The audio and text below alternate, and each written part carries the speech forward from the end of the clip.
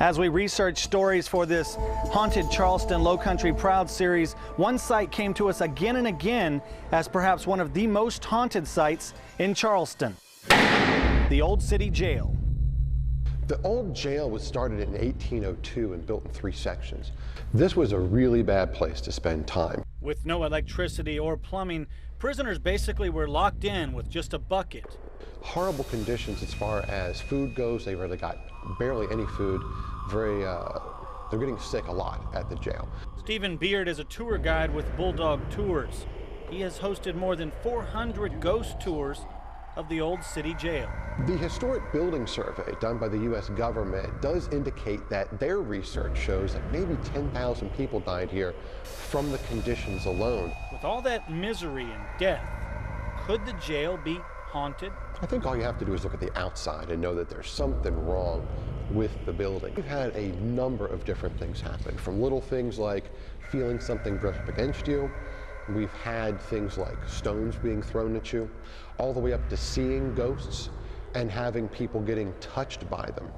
I've actually seen a spirit in the jail. I've seen Lavinia Fisher, who's maybe its most famous resident. So how does one become the most famous resident of a more than 200-year-old jail? Lavinia and John Fisher were part of a gang that had taken over an inn called the 6 Mile House. Weary travelers would stop there and they'd be awfully surprised to find in the middle of the night they get dumped into a pit. All their things were stolen and they were either left for dead or they got away barely with their lives. Stephen says he has seen her wearing a white dress walking around inside the jail.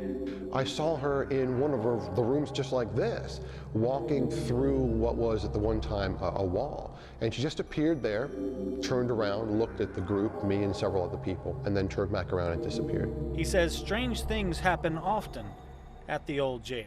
There have been a lot of people that have reported a choking sensation on the tour, actually feeling the iciness of somebody's ghostly hands going around their neck and then not being able to breathe. Over the years, murderers were held at the jail. The jail was used as a holding location for prisoners of war during the Civil War. And slaves were held in a building next door, including Denmark Vesey. He was held there prior to being hanged for trying to organize a bloody revolt by slaves against Charleston area slave owners. It's enough to give even a veteran ghost tour guide the creeps. The absolute worst thing that's ever happened on a tour was one night when we had a woman, and I hate to use the word because Hollywood overuses it, but she was possessed. 15, 20 seconds, she was speaking in tongues, didn't realize she was doing it after the fact. And it was hard to come back in and do a tour after that. I don't do this tour anymore. I don't do the jail tour anymore. I don't like being over here. So we definitely have seen that there are some interesting stories behind the Old City Jail and the people who have lived here at one time or another. So we decided to actually spend the night inside the jail. That's coming up tomorrow night. We're going to take a look at what we found.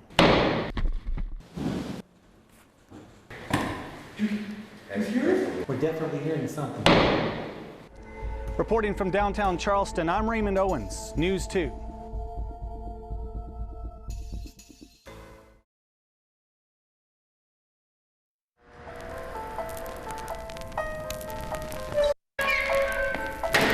Murderers, prostitutes, Civil War POWs, and even a few pirates have spent time here in the old Charleston City Jail. We're told it's one of the most haunted sites in Charleston. We're going to spend the night tonight and find out. Window didn't sound like a window, did it? Even before we could get the camera rolling, we heard a fairly loud noise of some sort, similar to someone banging on the walls inside the room where we were standing. That wasn't the wind. That was not wind. It was not the wind. Well, hopefully that was just wind. Stephen Beard, a ghost tour guide with Bulldog Tours, has hundreds of tours of the jail under his belt. He says he has seen a ghost himself, and there are several unexplained things we might see or hear. We have the possibility of hearing footsteps, hearing the jailer with his keys. Our team set up in one room of the jail where it's believed many people were killed, and we waited when a strange sound occurred.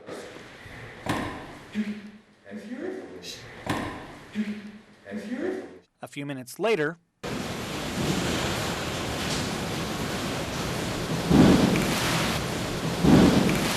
The sound the camera picked up isn't perfect, but we could all hear clearly that some sort of sound, something like someone walking on one of the floors above us. We're definitely hearing something. I heard a voice. We also set up a camera by itself in a room upstairs. There was an antique wheelchair in that room. We placed that in the center of the shot to make sure we wouldn't miss something that might happen there. Sure enough, more strange noises.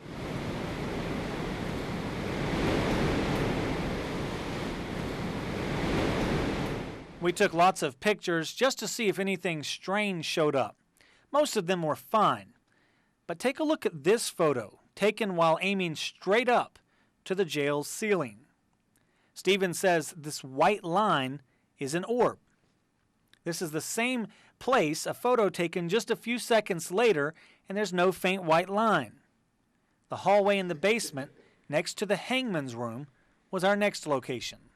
The room directly across from me is where they would have had the torture device that we believe they used in here. That small room would have been perfect for stretching somebody vertically.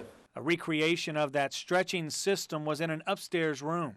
The prisoner's hands would have gone through the loops, pulled up into the air, and their feet would be strapped to the ground. So as they were pulled up in the air, they would literally be stretched. After hearing these unsettling stories, more activity could be heard. Roll! Roll! We definitely heard something upstairs. Oh my God, Jason, go check it out. What was it? And while strange, unexplained noises kept occurring throughout the night, including one very loud thud in the wheelchair room. Okay, we've been hearing several noises here. We've been downstairs in this hallway. We've heard several noises upstairs. We're going to go upstairs now and see if we can hear those noises and find out exactly what kind of things, what we're hearing, and see if we can hear that noise again. We then heard a noise twice coming from the room with the ropes hanging from the ceiling, and soon figured out what the sound was.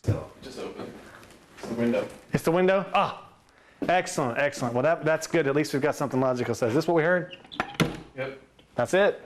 At one point, the camera sitting in the wheelchair room picked up a sound some in the crew say sounds like a voice crying out, "Help us."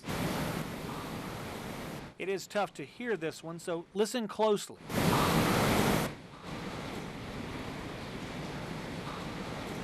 Well, we heard some noises we can't explain, and we definitely have a night we won't soon forget. From the old Charleston City Jail, I'm Raymond Owens. News 2.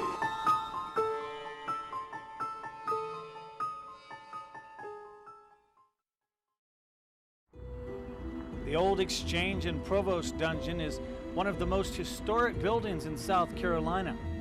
Some consider it haunted.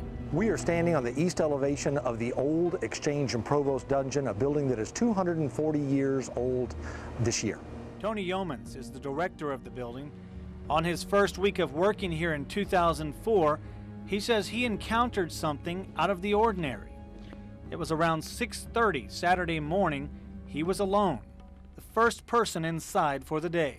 I enter the building and it is buttoned up tight. We've got every type of security measure to protect this structure from everything.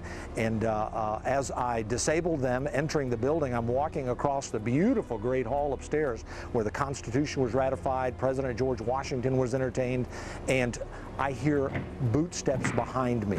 He heard 11 distinct steps before turning around to see who was there. But there was nothing. I don't believe in ghosts, but I could not explain those boot steps. And they were very hard, very pronounced on the heart pine floors upstairs.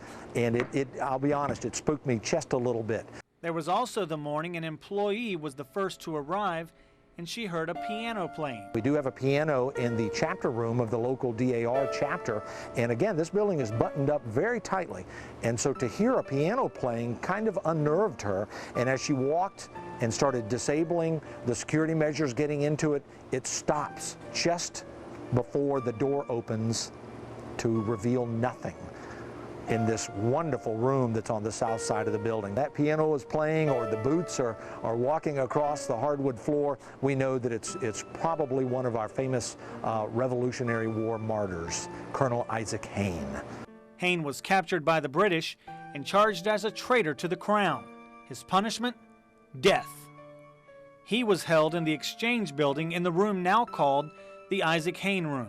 He is led from this building in August in a circuitous route, and approximately near where the Francis Marion Hotel is located today, he is placed upon a horse cart, a noose around his neck. The cart is moved and he swings by the neck until dead.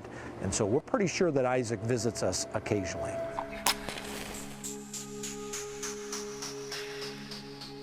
As you enter the dungeon below, there is an eerie feel. The dungeon held everyone from Revolutionary War fighters to your average thieves and murderers. In this dungeon, I had my very first very violent ghost encounter. Bulldog Tours ghost tour guide Lindsay Beard was in the dungeon for her first tour. She began exploring around the dungeon by herself as another guide led the tour just ahead of her. That's when she felt something. I thought I had run into a low lane sign or something that was strung up, because I felt something hit my throat. Started trying to get it off. It was kind of constrictive, but the longer I tried to get it off, the tighter it became. So I'm thinking either somebody's playing a really bad joke on me, or I really did get tangled up in a sign that I didn't see. The group had since moved on into the dungeon. Their backs were to me, and I had wandered into the middle of the dungeon, the bigger section, trying still to get whatever was on my throat off. And that was when I could only describe it as hands squeezing my throat. And as I was flailing my arms around, swirling around trying to get whoever was on me off, I realized I was by myself in this section of the dungeon. Fortunately, a security guard walked in and saw her, grabbed her, and helped get her out of the dungeon. Tour guide finishes up his tour. He comes out and sits down next to me, and I'm telling him the story. And he said, "Well, buck up, kiddo, you've got your own tour in 20 minutes. So that was my first encounter with the dungeon. Stories of what happened make for an interesting tour. So it is still history, but it is definitely a different side of the history that we're used to hearing. And so to this day, when I'm alone in the building, those steps haunt me. I'm Raymond Owens, News 2.